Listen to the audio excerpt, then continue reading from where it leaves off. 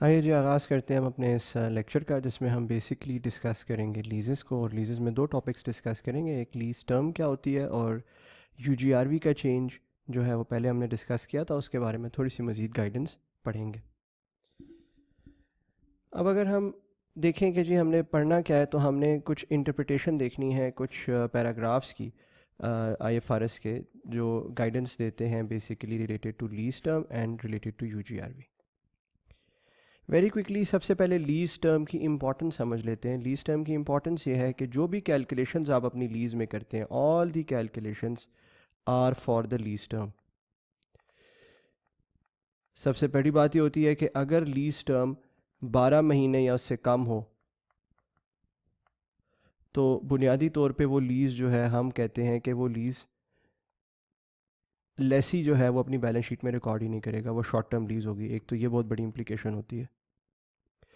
दूसरी एक और बड़ी इंप्लीकेशन क्या होती है कि अगर फ़र्ज़ करें 1 साल या उससे ज़्यादा है और हम कहते हैं इसे 3 इयर्स लीज़ टर्म है, तो सारी कैलकुलेशन सारी प्रेजेंट वैल्यूज़ 3 इयर्स पे कैलकुलेट होती हैं। अगर हम कहते हैं 10 इयर्स लीज़ टर्म है, तो सारी कैलकुलेशन प्रेजेंट वैल्यू 10 इयर्स पे कैलकुलेट होती हैं। ये तो बात हो गई लेसी की। अगर लेसर की बात करें तो लेसर के लिए तो लीज़ टर्म बहुत ही ज़्यादा इंपॉर्टेंट है, बिकॉज लेसर सबसे पहले जो डिटर्मिनेशन करता है ऑपरेटिंग या फाइनेंस लीज़ की, वो तो करता ही लीज़ टर्म की बेसिस पे डिटर्मिन है। इसी तरह लेसर जब अपनी कैलकुलेशंस करता है, प्रेजेंट वैल्यूज़ बनाता है, सब कुछ बनाता है, तो वो भी डिपेंड करता है लीज़ टर्म पे। जो प्रेजेंट वैल्यूज़ बनती हैं वो सारी की सारी लीज़ टर्म के ऊपर जो पेमेंट्स होती हैं उसके लिए बनती हैं। तो लीज़ टर्म असल में कितने साल है, कितना अरसा है, क्या उसकी मियाद है, ये डिटरमिन करना बहुत ही इंपॉर्टेंट है अंडर IFRS 16। लीज़ टर्म की जो पहली गाइडेंस हमें स्टैंडर्ड देता है वो ये है, पढ़ लेते हैं स्क्रीन पे क्या लिखा है। कहता है lease term is the non cancellable period of a lease together with both क्या period covered by an option to extend the lease if the lessee is certain to exercise the option। lessee को देखा जाता है। period covered by an option to terminate the lease if the lessee is certain to reasonably certain to not exercise the option। मुराद ये कि ये एक non cancellable period है, जिसको कैंसिल आसानी से नहीं किया जा सकता। आगे पढ़ेंगे हम कैंसिलेबल से क्या मुराद है। फ़र्ज़ कीजिए एक बंदा एक गाड़ी जो है, एक लेसर एक गाड़ी जो है लेसी को देता है 5 इयर्स के लिए। वो कहता है कि आप इसको मज़ीद एक्सटेंड कर सकते हैं for a period of 3 years अगर आप चाहें, और लेसी रीजनेबली सर्टन है कि वो उसको एक्सरसाइज कर लेगा, तो इसका मतलब है लीज टर्म 8 इयर्स है। ऊपर वाले पैरा का ये मतलब है। इसी तरह अगर उसने गाड़ी तो दी थी 7 इयर्स के लिए, लेकिन वो कहता है कि आप इसको 2 साल से कम कर सकते हैं, यानी कि आप 5 इयर्स के लिए भी गाड़ी रख सकते हैं और 7 इयर्स के लिए भी रख सकते हैं। There is an option to terminate, 5 साल तक आएगी तो टर्मिनेट कर दो बेशक। तो फिर देखा जाएगा कि क्या लेसी क्या करेगा, what is reasonably certain on lessee part, क्या वो उसको टर्मिनेट करेगा या नहीं करेगा। अगर तो वो उसको टर्मिनेट कर देगा तो 5 ईयर लीज टर्म है। लेसी रीजनेबली सर्टन है कि वो उसको टर्मिनेट कर देगा तो 5 ईयर लीज टर्म है, और अगर लेसी रीजनेबली सर्टन है कि वो उसको टर्मिनेट नहीं करेगा जल्दी तो 7 ईयर लीज टर्म है। इस पैराग्राफ की इतनी सी मीनिंग है, इतना आसान सा मीनिंग है।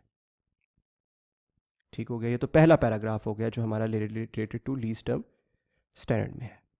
दूसरे पैराग्राफ को भी देख लेते हैं। दूसरा पैराग्राफ कहता है कि जब आप ये सोच रहे हो कि whether in assessing whether a lessee is reasonably certain to exercise an option to extend or not exercise an option to terminate, entity shall consider all relevant facts and circumstances that create an economic incentive। जब आपने ये सोचना है ना कि लेसी क्या ये 3 years की ऑप्शन टू एक्सटेंड एक्सरसाइज कर लेगा, या ये -2 इयर्स वाली जो चीज़ है ये वो करेगा या नहीं करेगा, तो आपने क्या क्या चीज़ें जहन में लानी है, सवाल में क्या क्या इंडिकेशंस हो सकती हैं जो आपके जहन में आनी चाहिए उस वक्त एग्जाम में बैठे हुए। क्या सबसे पहले कहता है contractual terms and conditions for the optional period compared with market rates. अगर लेसी फॉर एग्जांपल उसको एक्सरसाइज कर लेता है 5 साल जमा 3 साल वाले को, जो तो एडिशनल 3 इयर्स के लिए जो उसको मिलेगा वो एक डिस्काउंटेड रेट पे मिलेगा मार्केट रेट की निस्बत, तो ऑब्वियसली लेसी इस चीज़ को एक्सरसाइज करेगा। फिर इसका मतलब है yes, lessee will be happy to exercise, it is one of the factors. Significant leasehold improvements undertaken, अगर लेसी ने फॉर एग्जांपल एक बिल्डिंग ली बड़ी सी और उसके अंदर खुद से लीज होल्ड इंप्रूवमेंट्स की, पंखे लगवाए, लाइटें लगवाई, बहुत कुछ लगवाया, तो लेसी तो चाहेगा ऐसी बिल्डिंग जिसमें मैंने इतना खर्चा किया है वो जितना अरसा ज़्यादा मेरे पास रहे उतना अच्छा है, तो वहाँ पे वो 5+3 ईयर्स रखेगा। या अगर फॉर एग्जांपल 7-2 ईयर्स है, 2 साल पहले भी आप ख़त्म कर सकते हैं, तो वो -2 ईयर्स नहीं करेगा, वो पूरे 7 ईयर रखेगा। He will not exercise the option to terminate the lease early. बात समझ रहे हैं? अच्छा, costs relating to termination of lease, अगर लेसी को ठीक ठाक खर्चा पड़ेगा अगर वो लीज को आज टर्मिनेट कर देता है, ख़त्म कर देता है। कैसे? निगोसिएशन कॉस्ट्स, टर्मिनेशन की निगोसिएशन वगैरह, रिलोकेशन कॉस्ट, उसको हो सकता है अपना एसेट उठा के या अपने मैन्युफैक्चरिंग उठा के कहीं और लेके जानी पड़े, किसी और लेसर से अब उसको लीज करना पड़ेगा ना एसेट, हो सकता है वो इस इलाके में मौजूद ना हो तो रिलोकेट करना पड़े उसे। Cost of identifying another asset suitable for the Lesi, एक नया एसेट ढूंढने में भी खर्चा होएगा, कमीशन वगैरह लोगों को देनी पड़ेगी जो फाइंडर्स होते हैं। Cost of integrating a new asset into the lessee's operation, हो सकता है अगर मैं एक नया पूरा का पूरा प्लांट लगाता हूं तो सिर्फ वो प्लांट उठ के आ नहीं जाता, प्लांट को मेरे मशीनरी के साथ, मेरी डिस्ट्रीब्यूशन साइकिल के साथ इंटीग्रेट करना पड़ता है, वो भी खर्चा होगा, इंस्टॉलेशन का खर्चा होगा मुझे। टर्मिनेशन पेनल्टीज, अगर टर्मिनेशन के लिए मुझे कोई पेनल्टीज पड़ रही हैं अर्ली टर्मिनेशन की। And cost associated with returning the asset in a contractually specified condition or location, अगर आज मैं एसेट रिटर्न करता हूं तो मुझे ठीक ठाक खर्चा पड़ता है, इस खर्चे को मैं डिले क्यों ना कर दूं। तो अगर ये कॉस्ट ज़्यादा होंगी तो क्या होगा?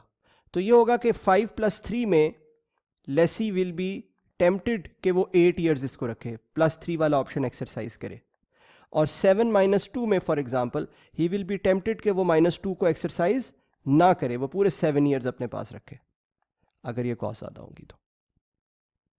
ठीक हो गया, गुड। फिर कहता है the importance of the underlying asset to the lessee's operations, for example specialised nature, अगर तो कोई स्पेशलाइज्ड एसेट है जो स्पेशली लेसी के लिए बनाया गया, वो कहीं और से जाके इस एसेट को लेगा तो उसको तो मिलेगा ही नहीं, तब भी लेसी को क्या शौक होगा, वो 5+3 करेगा और 7-2 नहीं करेगा, 7 पूरे के लिए रखेगा। ठीक है जी। And then conditions associated with exercising the option and the likelihood that these conditions will exist, ये भी हो सकता है कि कोई ऑप्शन की कंडीशन रख दी जाए, फॉर एग्जांपल अगर एसेट अच्छी कंडीशन में होगा सिर्फ तभी हम आपको 3 इयर्स अलाउ करेंगे एक्सटेंशन, इसके अलावा नहीं करेंगे। और फ़र्ज़ करें उस वक्त हमारी ख्याल ये है, हमारी एस्टिमेशन ये है कि उस वक्त एसेट अच्छी कंडीशन में नहीं होगा, तो ऑब्वियसली फिर 3 इयर्स आप एक्सटेंड नहीं कर सकते। और हमारा ख्याल है कि उस वक्त एसेट अच्छी कंडीशन में होगा तो ऑब्वियसली आप 3 इयर्स एक्सटेंड कर सकते हैं। ठीक है, सो इन कंडीशंस को भी देखना है। तो एग्ज़ाम में इन 5 पॉइंट्स को ढूंढना है कि ये मौजूद हैं या नहीं मौजूद, और देखना है कि इनकी मौजूदगी में आम तौर पे ये होता है कि लेसी जो है वो टेम्प्टेड होता है कि वो इस ऑप्शन टू एक्सटेंड को एक्सरसाइज कर ले या ऑप्शन टू टर्मिनेट को एक्सरसाइज ना करे। ठीक हो गया जी, आगे चलते हैं जी, आगे बढ़ते हैं। Next, a lessee shall reassess its estimate to exercise or not exercise the option upon reoccurrence of a significant change or event that is within the control of the lessee। अब इससे क्या मुराद है कि लेसी ने शुरू में डे 1 पे सोचा था कि मैं 5+3 रखूंगा एसेट को, यानी कि 8 इयर्स के लिए रखूंगा। क्या बाद में भी ये सोच कंटिन्यू होगी? क्या बाद में भी ये चलता रहेगा? क्या ऐसा होगा? नहीं, ज़रूरी नहीं है, ज़रूरी नहीं है जी। हो सकता है 2 इयर्स के बाद, 1 ईयर के बाद कोई ऐसा चेंज आ जाए, कोई ऐसा इवेंट हो जाए कि लेसी को लगे नहीं मैं 5+3 नहीं रखूंगा, मैं सिर्फ 5 इयर्स रखूंगा। या पहले लेसी ने सोचा हो कि मैं सिर्फ 5 रखूंगा और अब वो कहे कि नहीं मैं 8 रखूंगा। तो ऐसे भी हो सकता है कि आप 5 से 8 पे मूव कर जाएं या 8 से 5 पे मूव कर जाएं आफ्टर 1, 2, 3, 4, 5 ईयर्स वटेवर। इसके लिए लेसी ने यह देखना होता है कि क्या ऐसा इवेंट हुआ है, क्या ऐसी चीज़ चेंज हुई है, और वो इवेंट या चेंज जो है वो कंट्रोल ऑफ द लेसी में होना चाहिए। क्या ऐसा चेंज आया है, क्या ऐसा इवेंट हुआ है कि अब ये एस्टिमेट चेंज हो रहा है। क्या कहता है एग्जांपल ऑफ सिग्निफिकेंट इवेंट्स और चेंजेस क्या क्या हैं, ये स्टैंडर्ड ने खुद बता दिए। कहता है कोई लीज होल्ड इंप्रूवमेंट करा ली जाए, जैसे मैंने आपको लास्ट स्क्रीन पे बताया कि अगर लीज होल्ड इंप्रूवमेंट होगी तो लेसी का दिल ये कहेगा कि मैं ज़्यादा से ज़्यादा अरसा इसको रखूँ, 8 साल पूरा रखूँ। कोई मॉडिफिकेशन या कस्टमाइजेशन हो जाए एसेट की, अगर एसेट को कस्टमाइज़ किया होगा स्पेशलाइज्ड किया होगा, तो उसका दिल करेगा मैं 8 साल रखूं, मैं ज़्यादा से ज़्यादा रखूं एसेट को. इंसेप्शन ऑफ ए सब lease of the underlying asset for a period beyond the end of the lease term. For example, मैंने शुरू में कहा था जी मैं एसेट 5 ईयर्स रखूंगा, डन, लेकिन अब मैंने उसको सब लीज कर दिया to someone else for 6 years. तो भाई ये कैसे मैं सब लीज कर सकता हूं? ये तो सिर्फ तभी सब लीज कर सकता हूं ना जब मेरी 8 साल की नियत हो. तो यहां पे भी आप अस्यूम करेंगे कि 8 साल पे अब ये चला गया, ये पहले 5 पे था, अब इस सब लीज की वजह से 8 पे चला गया ऑटोमेटिकली. अगर सवाल में लिखा है तो आप अस्यूम कर लें ऐसा हो गया, क्योंकि अगर ऐसा नहीं हुआ तो फिर उसने 6 साल के लिए सब लीज कैसे किया? ठीक है. Business decision of the lessee, for example decision to extend the lease of a complementary asset, ऐसा एसेट जो उसके सिर्फ इसके साथ काम करता है. फॉर एग्जाम्पल ये प्लांट है, ये मशीनरी है, मशीनरी की लीज हमने एक्सटेंड कर ली है और ये प्लांट और मशीनरी आपस में एक दूसरे के साथ काम करते हैं, तो इसका मतलब है प्लांट की लीज भी एक्सटेंड होगी. 5 ईयर नहीं होगी, 5 से हम 8 पे चले गए अब. या to dispose of an alternative asset, ऐसा एसेट जो इसकी बदले में इस्तेमाल होता है. सो फॉर एग्जाम्पल एक ये गाड़ी है और एक ये गाड़ी है. ये गाड़ी 5 ईयर लीज पे ली थी, 8 ईयर तक लेके जा सकते थे इसे. अब हमारे पास हमने क्या किया है, हमने इस गाड़ी को बेच दिया. जब हमने इस गाड़ी को बेच दिया है तो अब हमारे पास एक ही गाड़ी, हमने उसी को इस्तेमाल करना है. Now we have disposed of the alternative asset, तो इसका मतलब हम 5 साल नहीं, हम इसको 8 साल इस्तेमाल करेंगे. ठीक है. या a decision to dispose of a business unit in which the asset is employed. For example मैं समझता हूं कि जी 8 साल तक मैंने एक एसेट इस्तेमाल करना है, इनिशियल मेरा एक्सपेक्टेशन ये थी. हाउएवर जिस फैक्ट्री के अंदर वो एसेट लगा हुआ है वो फैक्ट्री बेचने का फैसला कर लिया, तो भाई ये एसेट भी तो अब ख़त्म करेंगे ना, फिर 8 साल इस्तेमाल नहीं होगा, फिर ये मिनिमम जो टर्म बनती है उसी के लिए इस्तेमाल होगा, 5 ईयर्स के लिए इस्तेमाल होगा. बात समझ आ गई जी? बेशक इसको पॉज करके एक दफ़ा दोबारा देखें अगर समझ नहीं आई तो. Alright, good. नेक्स्ट क्या है, कहता है a lease is no longer enforceable when the lessee and the lessor each has the right to terminate the lease without permission from the other party with no more than an insignificant penalty. ये बहुत important paragraph है. क्या कहता है कि एक laser साहब है, एक लेसी साहब है, दोनों में एग्रीमेंट में ये लिखा है कि दोनों के पास ये इख्तियार है, एक के पास नहीं, दोनों के पास ये इख्तियार है एट द सेम टाइम कि वो लीज टर्मिनेट कर सकते हैं किसी भी वक्त. और जब वो टर्मिनेट करेंगे तो किसी एक को भी पेनल्टी नहीं पड़ेगी, किसी एक को भी कोई सिग्निफिकेंट लॉस नहीं होगा. जो पेनल्टी होगी वो बहुत इनसिग्निफिकेंट होगी, छोटी सी पेनल्टी अगर हो तो कोई बात नहीं, ठीक है, लेकिन आमतौर पे दोनों को कोई पेनल्टी नहीं पड़ेगी, दोनों को कोई लॉस नहीं होगा. स्टैंडर्ड ने इस पेनल्टी को भी एक्सप्लेन किया, कहता है ये लॉस है, कोई लॉस नहीं होगा. अच्छा, फर्ज करें, गौर से सुने अब मेरी बात. फर्ज करें एक लेसी ने एक बिल्डिंग ली और बिल्डिंग में उसने बहुत सी लीज होल्ड इंप्रूवमेंट्स कराई. Lease hold improvements, for example उसने बिल्डिंग में पंखे लगवाए, एसी लगवाए, बहुत सा काम करवाया. अच्छा जी, ठीक है जी. लीज एग्रीमेंट में यह लिखा है कि लेसर और लेसी दोनों में से कोई एक भी टर्मिनेट कर सकता है कभी भी, और जब करेगा तो 0 पेनल्टी होगी, कोई पेनल्टी नहीं पड़ेगी. हाउएवर पेनल्टी नहीं पड़ेगी बेशक, लेकिन लॉस तो होगा लेसी को. लेसी को लॉस तो होगा. क्यों लॉस होगा? इसलिए लॉस होगा कि लीज होल्ड इंप्रूवमेंट करा बैठा है वो. जब इतनी सारी लीज होल्ड इंप्रूवमेंट करा बैठा है तो उसको लॉस तो है. It is a significant penalty. So penalty से मुराद सिर्फ मॉनिटरी पेनल्टी जो लीज टर्मिनेशन पे लगाई जाती है वो नहीं है, इससे मुराद लॉस भी है जो स्टैंडर्ड ने कहा है. अगर ऐसा होगा तो फिर आप ये नहीं समझेंगे कि यहाँ पे कोई लॉस नहीं है या कोई पेनल्टी नहीं है. इन अदर वर्ड्स उस वक्त ये वाला जो क्लॉज है वो एक्टिव नहीं होगा, ये वाला जो पैराग्राफ है स्टैंडर्ड का वो एक्टिव नहीं होगा.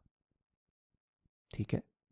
इसी तरह अगर लेसी को कोई कॉस्ट्स पड़ेंगी, कॉस्ट नया एसेट तलाश करने की, जो कॉस्ट मैंने आपको पिछली स्क्रीन पे दिखाई हैं, कौन कौन सी? ये वाली costs. Negotiation cost, relocation cost, नया एसेट तलाश करने की कॉस्ट, नया एसेट इंटीग्रेट करने की कॉस्ट, इस किस्म की अगर उसको कोई कॉस्ट पड़ेगी और वो मेजर कॉस्ट है तो ये भी लॉस है, ये भी लॉस है।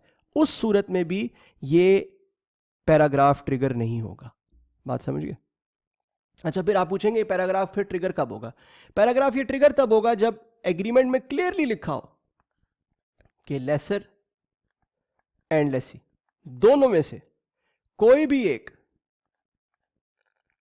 Without the permission of the other party, और ये दोनों के पास इख्तियार है, किसी एक के पास नहीं है, दोनों के पास इख्तियार है, और वो दोनों में से कोई भी एक टर्मिनेट कर सकता है और without permission of the other party terminate कर सकता है।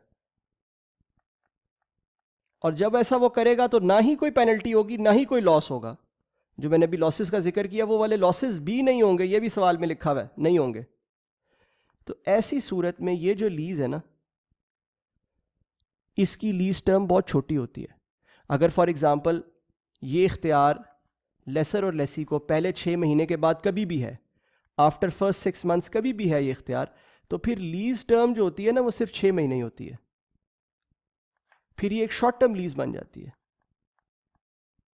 जब भी ये इख्तियार ट्रिगर हो जाता है, जब जिस पीरियड के बाद भी इख्तियार है, देन सिर्फ उतनी ही लीज टर्म होगी। फॉर एग्जांपल इस केस में सिर्फ 6 मंथ्स ही लीज टर्म होगी, उससे ज़्यादा नहीं होगी।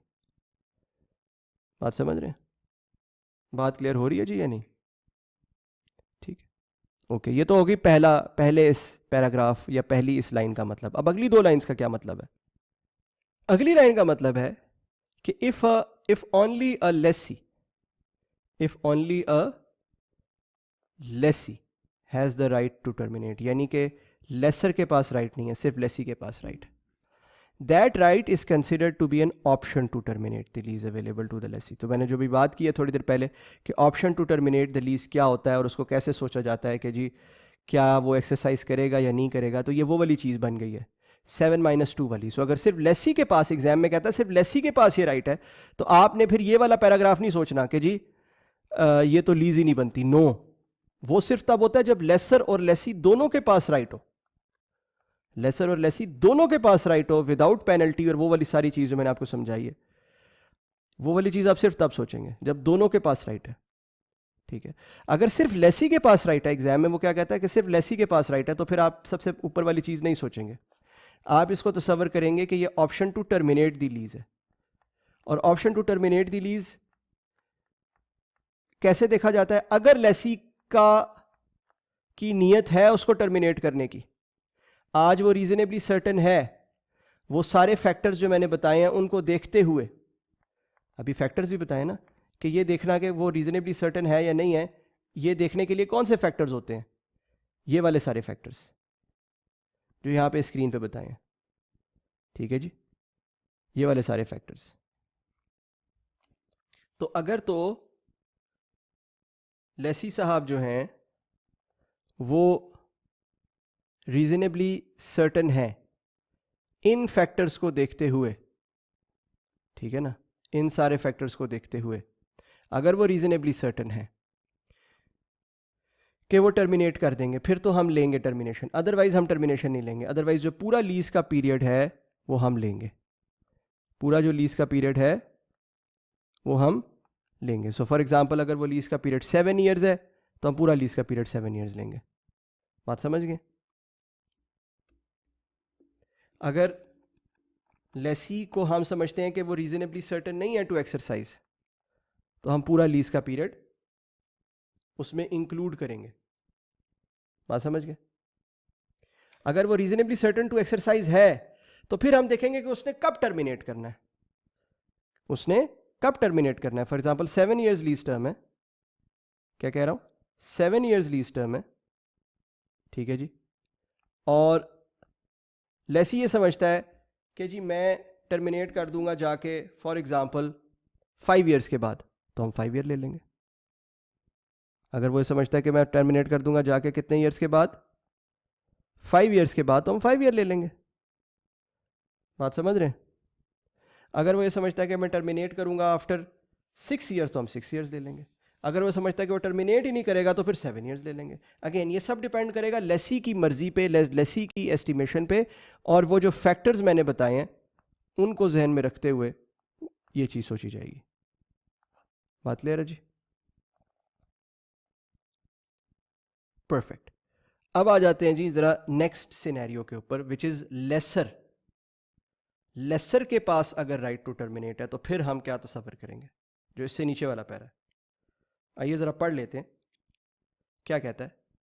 कहता है if a lessor only has the right to terminate. सवाल में क्या लिखा हुआ है कि सिर्फ लेसर के पास राइट है, लेसी के पास राइट नहीं है। Only lessor has the right to terminate, then the non cancellable period of the lease includes the period covered by the option to terminate. यानी कि फिर आप ऐसे तस्वर करेंगे जैसे लेसर ये ऑप्शन एक्सरसाइज करेगा ही नहीं। अगर सिर्फ लेसर के पास राइट टू टर्मिनेट है ना, और लीज टर्म से 7 ईयर्स है, या लीज का पीरियड से 7 ईयर्स है, तो फिर आप लीज टर्म 7 ईयर्स ही लेंगे। आप अज्यूम करेंगे कि लेसर ये राइट एक्सरसाइज करेगा ही नहीं, लेसर कभी लीज टर्मिनेट करेगा ही नहीं। क्यों? क्योंकि लेसर ने तो पैसे लेने होते हैं लीज में। ठीक है, तो अगर वो कहता है सिर्फ लेसर के पास राइट टू टर्मिनेट है, बेशक उसमें कोई पेनल्टी नहीं है, लेसी के पास भी इस राइट में बेशक कोई पेनल्टी ना हो, बेशक कोई पेनल्टी या कोई लॉस ना हो, इसी तरह लेसर के केस में भी बेशक कोई पेनल्टी या कोई लॉस ना हो, लेकिन सिर्फ एक पार्टी के पास ये राइट है, तो फिर आप क्या तस्वर करेंगे? फिर आप ये तस्वर करेंगे कि वो लेसर ये राइट कभी एक्सरसाइज करेगा ही नहीं। ठीक है जी, लेसर तो पैसे लेगा, पूरे 7 साल की लीज होगी, जो लीज पीरियड है 10 ईयर, 15 ईयर, 20 ईयर, वो सब पे चलेगी। बात समझ आ गई? यानी कि जो ये वाली चीज होती है, जो फर्स्ट वाला क्लॉज है, यानी कि a lease is no longer enforceable, वो सिर्फ कब आप एक्सेस सिर्फ और सिर्फ कब करेंगे? जब ये वाली चीज हो, both lessee and the lessor have the right, number 1। ठीक है, यहां पे मैंने सारे लिखे हैं terms and condition. Both lessor and lessee have the right to terminate without permission from the other party, और कोई पेनल्टी या लॉस जिस तरह मैंने समझाया वो नहीं है। सिर्फ तभी आप तस्वर करेंगे कि यार ये तो लीज कैंसिलेबल लीज है, ये तो इस लीज की तो कोई टर्म ही नहीं है। अदरवाइज अगर सिर्फ लेसी के पास राइट है या सिर्फ लेसर के पास राइट है, तो फिर ऐसे नहीं होगा, बेशक उसमें कोई पेनल्टी या लॉस इन्वॉल्व ना हो, लेकिन दोनों पार्टीज के पास राइट नहीं है। ठीक है जी, आगे चलते हैं। नेक्स्ट क्या कहता है? कहता है एन ऑप्शन टू एक्सटेंड और टर्मिनेट अ लीज, जो कि ऑप्शंस की अभी थोड़ी देर पहले बात हुई, ऑप्शन टू एक्सटेंड और terminate a lease may be combined with a residual value guarantee. Residual guarantee क्या होती है आपको पता है? Such that the lessee guarantees the lessor a fixed cash return that is substantially the same regardless of whether the option is exercised. ठीक है, in such cases an entity shall assume that the lessee is reasonably certain to exercise the option to extend or not to exercise the option to terminate. अब इससे मुराद क्या है ये देख लेते हैं। फर्ज कीजिए एक लीज है जिसकी मियाद 5 साल है। हाउएवर ये कहा जाता है कि it can be extended for another 3 years. Lease की मियाद 5 साल है, but it can be extended for another 3 years. So ये इसकी टर्म क्या बनी? 5 + 3। अच्छा, कहा यह गया है कि जी अगर आप 5 साल रखेंगे ना, तो आपने हर साल 1 लाख रुपया रेंटल देना है। ठीक है, बिल्कुल ठीक है।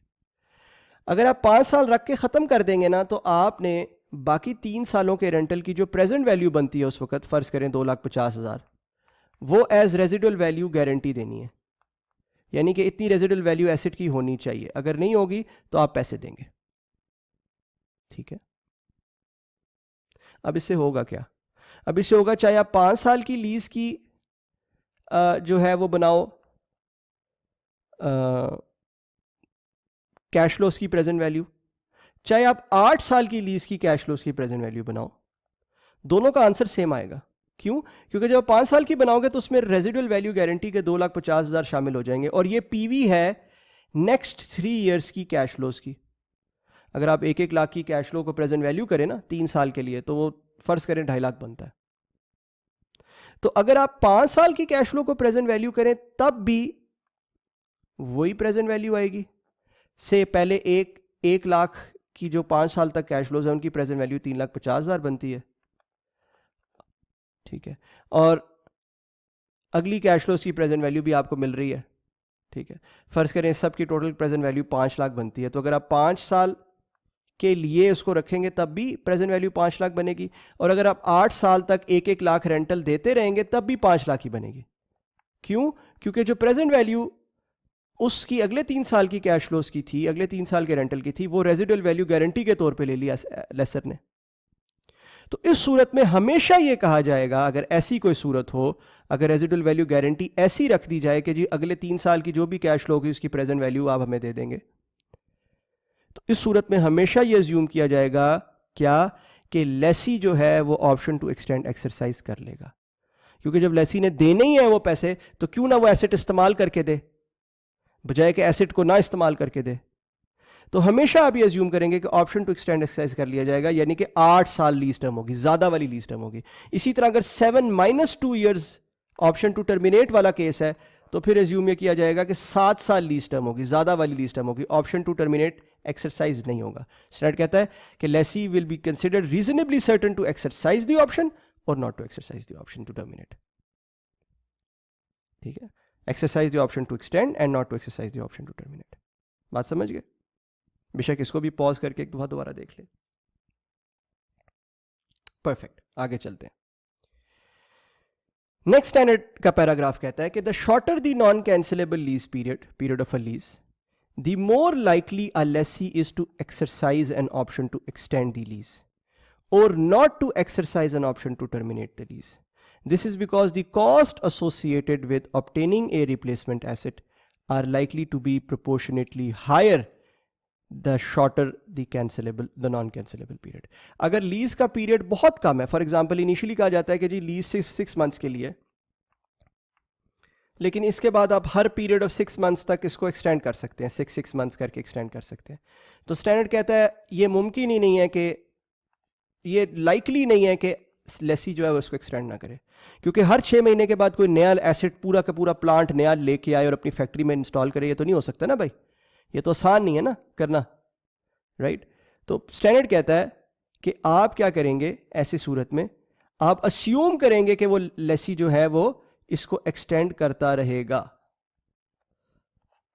ऑप्शन टू एक्सटेंड वो एक्सरसाइज करता रहेगा जब तक उसके पास अवेलेबल रहेगा, से 10 साल तक अवेलेबल है तो 10 साल तक वो करता रहेगा, 10 साल लीज टर्म होगी, ठीक है। तो ऑप्शन टू एक्सटेंड वो एक्सरसाइज करता रहेगा, ये आप अस्यूम कर लेंगे। सो होगा क्या यहाँ पे होगा कि आप ये तसव्वुर करेंगे कि जो लीज टर्म है वो लॉन्गर पीरियड है एक्चुअली। इसी तरह अगर उसके पास ऑप्शन टू टर्मिनेट है, फॉर एग्जांपल 1 साल के बाद ही वो टर्मिनेट कर सकता है लीज उसका मतलब है वो ऑप्शन टू टर्मिनेट एक्सरसाइज नहीं करेगा लीज टर्म जो है वो एक लॉन्गर पीरियड होगी, बात समझ रहे हैं। अगर लीज टर्म इनिशियली बहुत छोटी रखी गई है सवाल के अंदर, फॉर एग्जांपल कहता है कि जी सिर्फ 2 साल की लीज है और फिर इसको एक्सटेंड किया जा सकता है फॉर अंदर 7 ईयर्स, तो आप अस्यूम करेंगे एग्जाम के अंदर इस पैराग्राफ की बेसिस पे कि वो एक्सटेंड कर लेगा। यह कहा जाता है कि 1 साल के बाद ही लीज टर्मिनेट की जा सकती है और लेसी के पास ये ऑप्शन है कि हाँ वो 10 साल मजीद इसको एक्सटेंड कर सकता है, तो हाँ आप अस्यूम करेंगे कि हाँ वो एक्सटेंड कर लेगा। अगर तो दोनों के पास ऑप्शन हो ना, at the same time terminate कर सकते हैं without permission of the other party और विदाउट एनी सिग्निफिकेंट लॉस और सिग्निफिकेंट पेनल्टी, तो फिर तो आप अस्यूम, फिर तो वो दूसरा वाला पैराग्राफ है ना, फिर तो वो ऑप्शन वाली बात ही नहीं है, फिर तो वो पीरियड लीज पीरियड में कंसिडर ही नहीं होता, वो मैंने आपको अलग से पैराग्राफ बताया। यहाँ पे ये कि वो वाला मसला नहीं है, सिर्फ एक भाई के पास या लेसी या लेसर फॉर एग्जांपल एक के पास ऑप्शन है और लीज टर्म बहुत छोटी रखी गई है इनिशियली, तो हम हमेशा अज्यूम करेंगे कि लीज टर्म लंबी होगी, ठीक है जी। कहता है a lessee's past practice regarding the period over which it has typically used particular type of assets and its economic reasons for doing so may provide information that is helpful in assessing the lessee is reasonably certain to exercise or not to exercise an option. For example, एक लेसी है वो गाड़ियां हमेशा 5 साल रखता है, कितना अर्सा? 5 साल। उसके पास एक लीज है जिसमें 5+3 की ऑप्शन है, 5+3 की ऑप्शन। यानी कि वो 8 ईयर्स भी रख सकता है और वो 5 साल भी रख सकता है। यहां पे अज्यूम किया जाएगा लेसी की पास प्रैक्टिस को देखते हुए कि वो 5 साल रखेगा। अगेन अगर सवाल में ऐसी कोई चीज़ दे देता है तो आप ऐसे अज्यूम करेंगे। इसी तरह अगर 7 - 2 है तो अज्यूम किया जाएगा कि वो 7 - 2 कर लेगा, वो 5 ईयर्स रखेगा। ठीक है जी, बात समझ रहे हैं? आगे बढ़ते हैं। ये आखिरी चीज़ है और ये रिलेटेड है यूजीआरवी से। मैंने आपको यूजीआरवी कैसे उसकी एस्टिमेट की रिवीजन होती है, कैसे यूजीआरवी की के बेसिस की रिवीजन की बेसिस पे कैसे आपका इंटरेस्ट रेट इम्प्लिसिट चेंज होता है, वो सब मैंने आपको बताया हुआ है। यहाँ पे एक सिंपल सी बात हमने पढ़नी है और वो क्या है, वो ये है कि जी अ लेसर शेल रिव्यू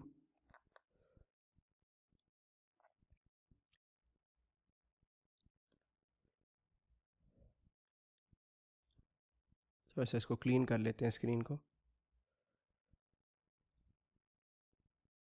क्या कहता है? कहता है a lessor shall review regularly estimated UGRV. वो तो बात हमने पढ़ी हुई है। If there has been a reduction in UGRV the lesser shall revise the income allocation over the lease term and recognize immediately any reduction in respect of amounts accrued। यहां पे laser के ऊपर लाजमी कर दिया गया है कि अगर रिडक्शन इन यूजीआरवी हो तो उसने ये करना है, अगर इंक्रीज इन यूजीआरवी हो तो लाजमी नहीं है। ये बात याद रखिएगा। जो मैंने जो पूरी अकाउंटिंग जो आपको पढ़ाई थी वो सिर्फ तब लाजमी है, अगेन ये बड़ा इंपॉर्टेंट एक नुक्ता है, वो सिर्फ तब लाजमी है when there is a reduction. ठीक है जी, जब रिडक्शन होगी सिर्फ तभी वो लाजमी होगी। जब इंक्रीज होगा तो फिर वो लाजमी नहीं होगी। की जा सकती है स्टिल, गलत नहीं होगा उसको करना, क्योंकि यूजीआरवी का एस्टिमेट तो आपने लेना ही होता है ना, लेकिन आप उसको अवॉइड भी कर सकते हैं। तो हो सकता है आपसे सवाल में ये पूछ लिया जाए कि क्या इसको अवॉइड किया जा सकता है या नहीं। सो आपको सिंपल ये बताना है कि जी जब रिडक्शन होती है ना तो तब तो स्टैंडर्ड ने कहा है ये लाजमी है, मैंडेटरी है, करना ही करना है। और किस तरीके से करना है, जो टीचर ने जो सर ने पढ़ाया हुआ तरीका, कि आज तक का जो चेंज है वो फ़ौरन से पीएनएल में रिकॉर्ड कर लो और फ्यूचर के लिए अपना रेट, इंटरेस्ट रेट जो है वो तब्दील कर दो। लेकिन अगर देयर इज एन इंक्रीज तो it is not mandatory, it is not mandatory, it is optional. Again तरीकाकार वही होगा कि पीएनएल में आज तक की चीज़ रिकॉर्ड कर ली जाए और बाकी रेट में चेंज कर दिया जाए। बात समझ गए जी? इतनी सी बात थी, इतना सही लेक्चर था।